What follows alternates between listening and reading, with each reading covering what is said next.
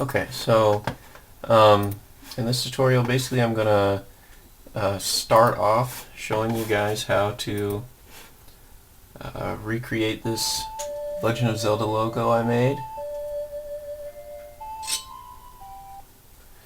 It is just having the hardest time playing, but anyway, this thing, there you go.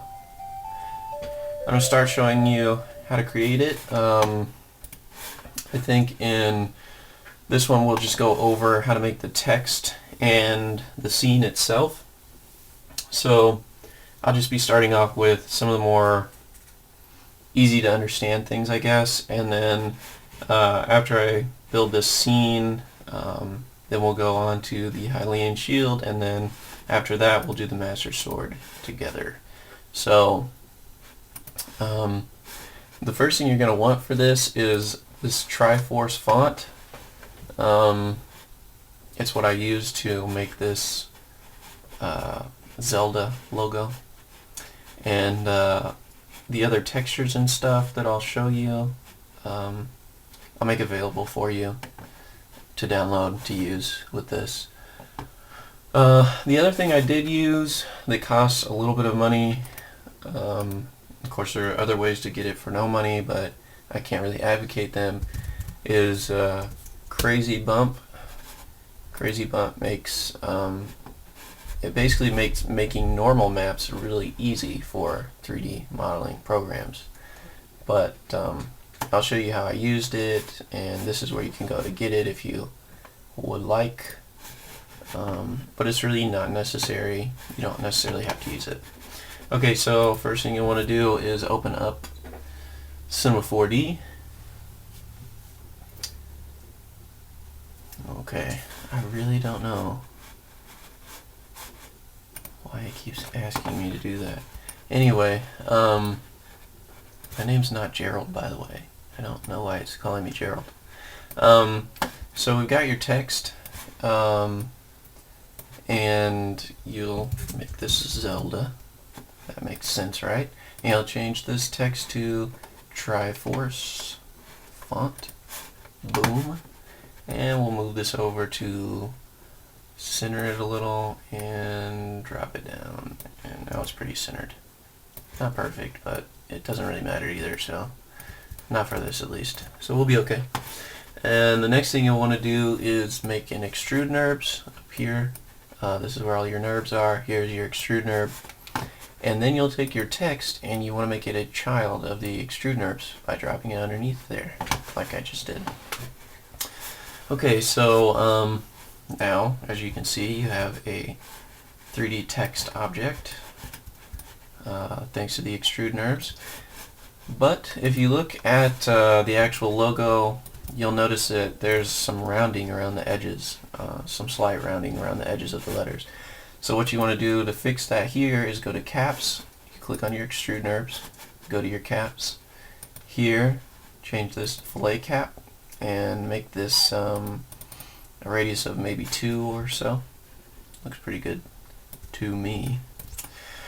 And that's all. I did not do a fillet cap on the other side because I felt like it was there's a really strong edge on the other side that didn't really have a fillet cap at all. So I didn't I didn't change it. Most of the time you'll have fillet caps on both sides, but not this time. Anyway, the next thing, if you take a look at the Ocarina of Time's logo at least, these holes don't exist. They are filled in. So basically what you're going to do for that is you're going to turn this into an editable object by pressing C on your keyboard, or you could have clicked this button here that doesn't exist anymore because I clicked C. And once you've done that, right click, well actually first you can select this, which is just your selection tool, or you can use 9 on your keyboard to hotkey to that tool. And next we'll want to click this face object. Basically what this means is this button here means that you'll select faces, this one means you'll select edges, and this one means you'll select the points or the vertices. Okay, so once you have these two things selected, right click and do close polygon hole, and we'll close this hole, that hole, and this one. Oh, come on. That one. There we go. Okay, so we got those all closed. However, you'll also notice that these kind of go inward as well. So I believe for this I just used, not an extrude, a bevel, and I selected this face here and just beveled it inward. Yeah. Now this really isn't the best way to do it, but because it's just stagnant text, I'm not really planning on doing much with it other than having it sit there. It's not a big deal to me, and it's a whole lot easier than the other ways I would have done it. Anyway, so you just bevel it. Make sure that you don't if you see this kind of hole here, make sure that you don't close it completely, because if you do, you're going to have this weird overlap, and it's really going to mess up the geometry of it, and whenever you put textures on it or whatever, you're going to get really confused when it looks horrible. Anyway, that should do it, and if you hit Command R, it looks pretty good. Maybe I need to close these just a little bit more. Ooh. There we go.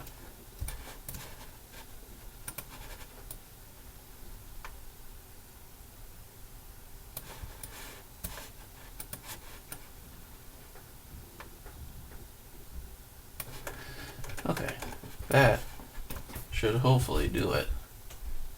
Yeah, it's pretty good. That will do. Yeah. Okay.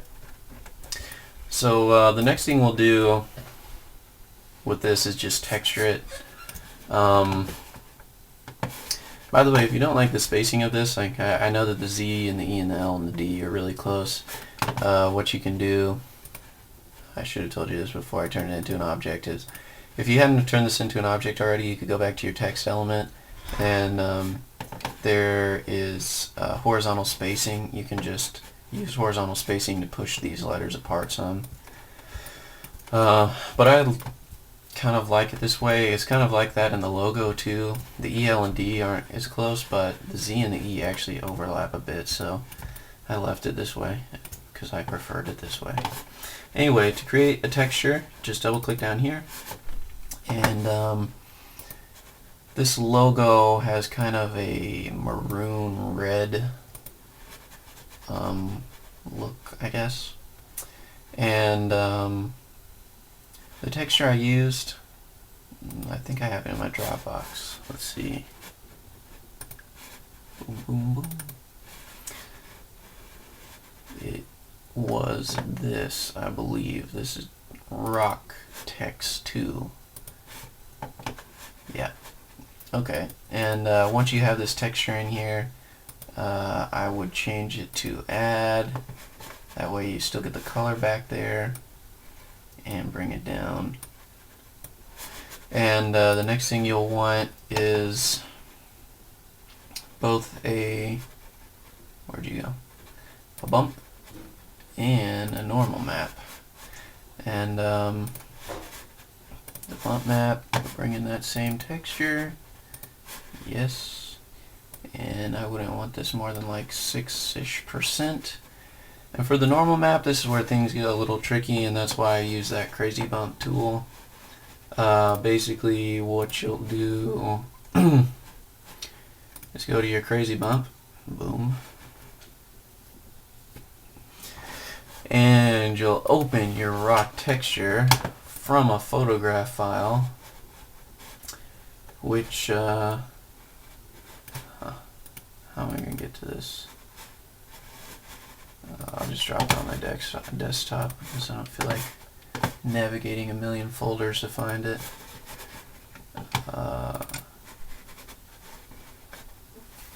Where'd you go?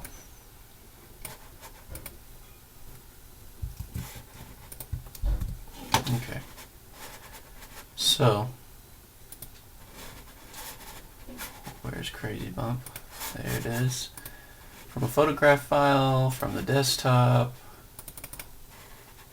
and rock text 2. And then it'll think, and then you select the shapes you want. I kind of like this one better. And it'll produce this normal map for you. And then what you'd do is you'd save it, save normals to file, and then save it to your desktop. I've already got one, obviously, because I've done this before. So I'll just select the normal that I've made. Yes. And bring this down a bit, to like 60 maybe. And then drop this texture onto the extrude. And you'll notice when you drop this onto the extrude that the texture only appears on these sides right now. And that's just because it's not mapped properly. So to map this properly to your text, you're going to click here and change UV mapping to cubic mapping. Okay?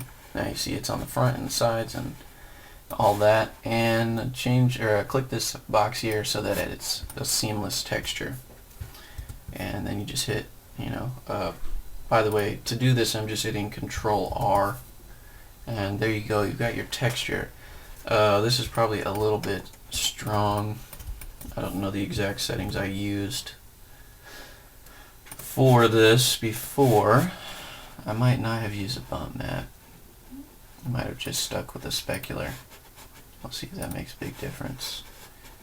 Or not a specular, a normal. Probably pull this down a bit. That looks a little better. I'll put the bump back on. I think it made it look a little bitter. Yeah, that makes sense. Okay, so that's mostly it. I think the color was maybe a little brighter too.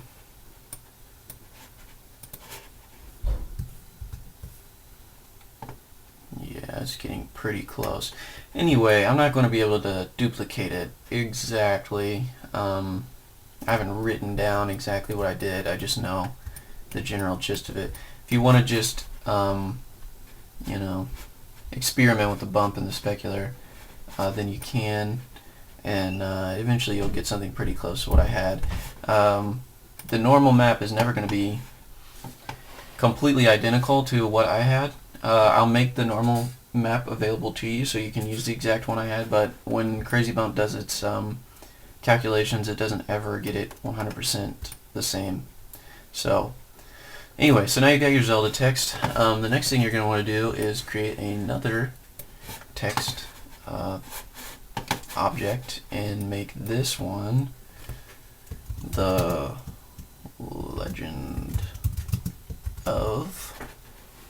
Actually, I think this is in all caps. So the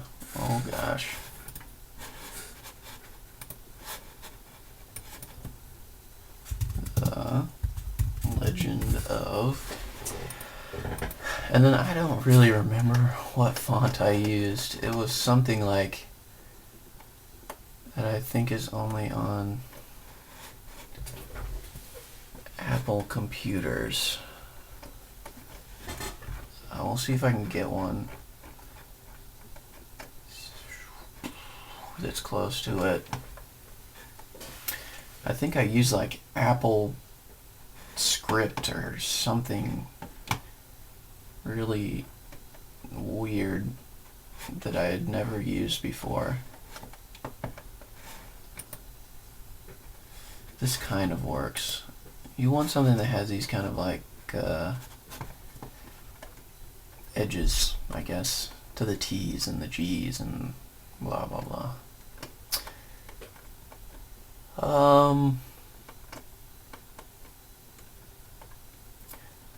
I don't know.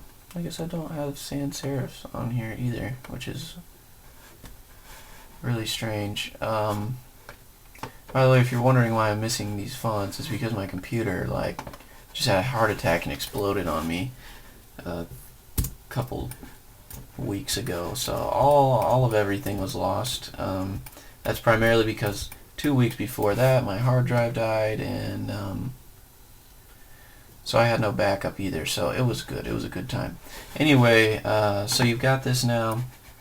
You bring it over here. You press T and just drag to scale this down to a size that makes sense. Boom, boom, boom. I guess you can also change the font size if you want to. But I'm just gonna go this way. Alright, so this is not the exact text I use, or font I should say, not the exact font I use, but it's pretty close. It's got the, you just want one that has these kind of weird sharp edges on the tops and the bottoms of things. Okay, so you got the legend of, and then you'll make another one. And obviously you got the Legend of Zelda Ocarina. I want this all caps. Ocarina of Time. Okay. And what did I use for this? Trojan Pro? What a great name. Trojan Pro. Okay. Scale it down. And fit it under here. Okay. And now we've got ourselves a decent, almost a decent logo. You'll, at least I did, make an extrude NURBS for both of these.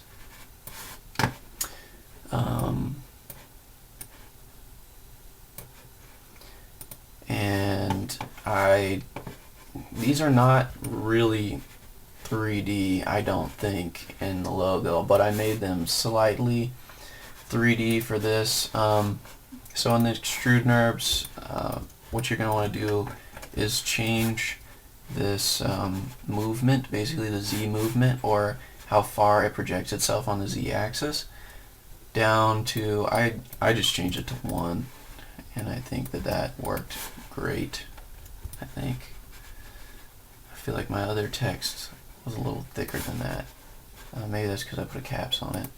I think I did a fillet cap, and don't freak out by that yet. Oh, I don't think I did do a cap. I'm lying to you. Maybe I'll just push this up to 2. 2 looks pretty good. I think that's pretty close to what it looked like.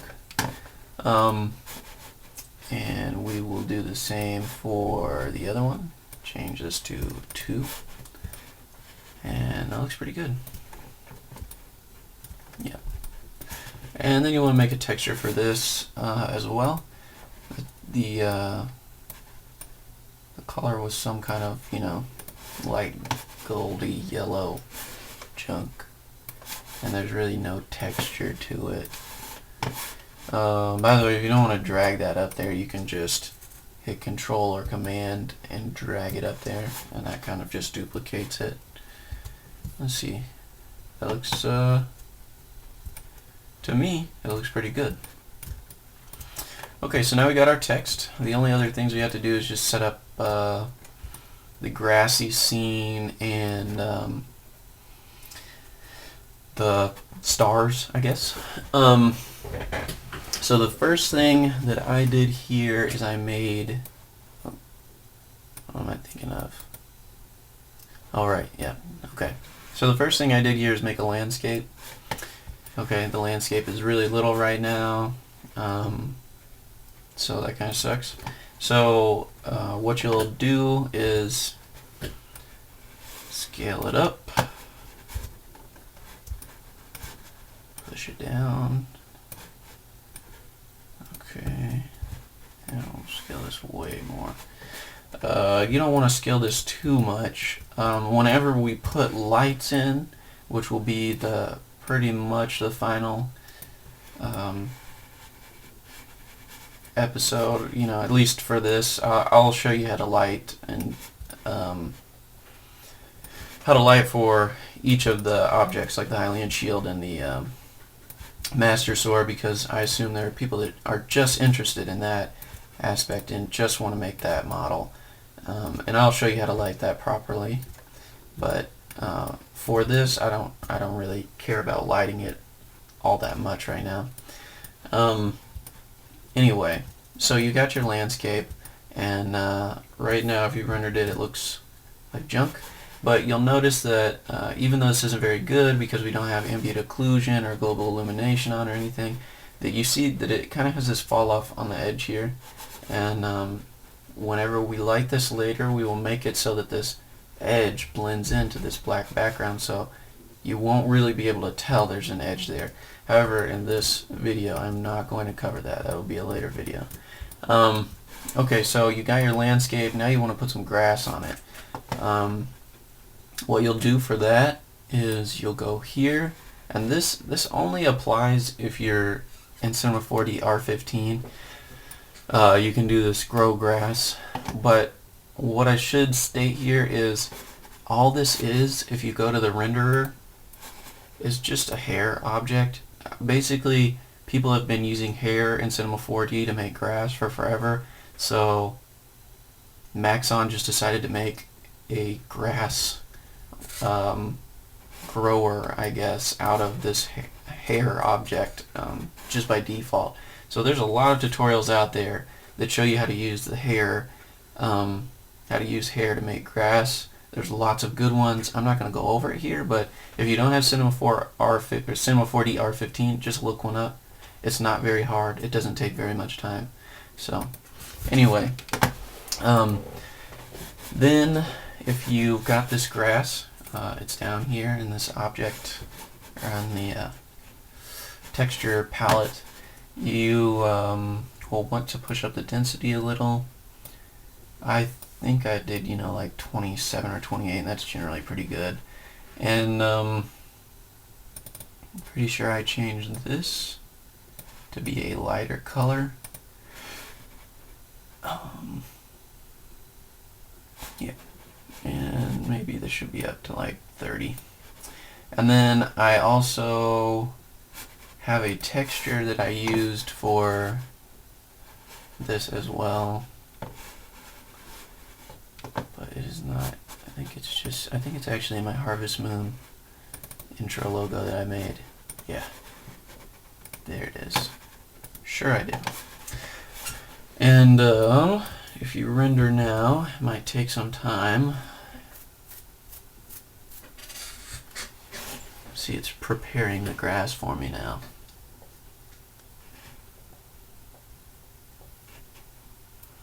Let's make sure I'm not going too crazy. Okay, so now you got your grass. Clearly we're going to want to take this logo, and we'll hit Alt-G to group it in a null object and push this up a little so it's outside of the grass. Okay, and the last thing we're going to do is we're just going to make a physical sky. And what that's going to do is it's literally going to give you a sky. There's a sun object and all that, but for this I just got rid of the intensity of the sun completely, and that's because I eventually put some lights in. We'll leave it in for now a little, and I changed the time so that it's dark, and I'll throw a light in here just so you can still see the text a bit, since it will be too dark to see it. And I'm flying through this right now, but I promise I'll go back over this later in much more detail. And if you render it now,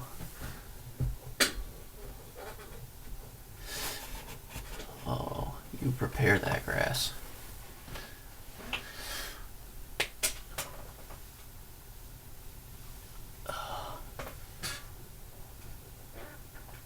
Almost. So close. There we go. Now you've got your logo in the grass and the starry sky. So you can see here there's still a little patchiness in the grass. You can just pull up the density some more, you know, to like 40 or 50 or whatever. But anyway, these are the basics of how I put together that first, just the background, the sky, and the logo, the text portion of the logo itself. So that is all for today, and the next one I'll start on the Hylian shield and how to model it, and I'll probably just do like half the modeling in that episode, and after that I'll go into lighting and texturing it, and then the Master Sword, and then bringing it all together, and then using Turbulence FD to make some fire around everything. But anyway, I hope that was helpful to somebody.